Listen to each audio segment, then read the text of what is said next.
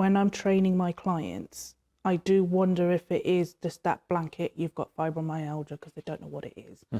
The more I train them, the more I actually think, do you know what? I think you've got something else. Often I think it's EDS. I think they've got a version of EDS, but it's come under the fibromyalgia umbrella.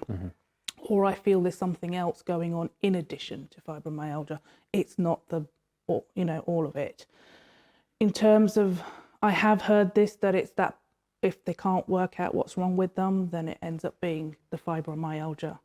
Used to be considered a wastebasket diagnosis, right? You don't know what anything is, so it must be fibro. Yes.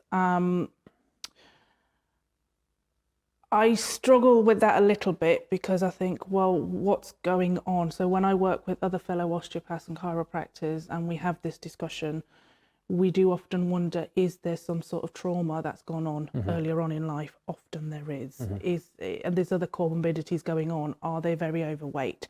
How much movement are they doing? Are they in global pain because of fibromyalgia, or is there something else going on? So often, I think for my role, it's ending up signposting to get a little bit further investigation done, either by yourselves or going back to the GP and actually working out, is it actually fibromyalgia? Stating that I am now doing exercise, I'm following the protocol of what you're expecting me to do with this diagnosis. This is still happening. Can you investigate further?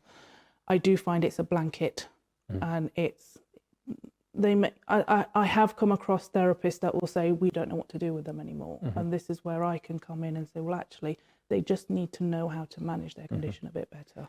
Well, I think you're absolutely right. I think that past traumas, particularly in women, we know that the numbers of women who have had sexual traumas or physical traumas or neglect or whatever from a young age, you know, that's a massive predictor, not just for back pain, but for fibromyalgia. And I agree with that. So I agree with that. Yeah, we're definitely going to see, central changes in the brain and the spinal cord. So that's why it's so hard, isn't it? Because you're not just seeing, as that sympathetic tone goes up and parasympathetic drops, because you're in this constant fight or flight. Yes. Of course, you're going to change your gut because the vagal output is going to be reduced, so you're not going to digest food so well.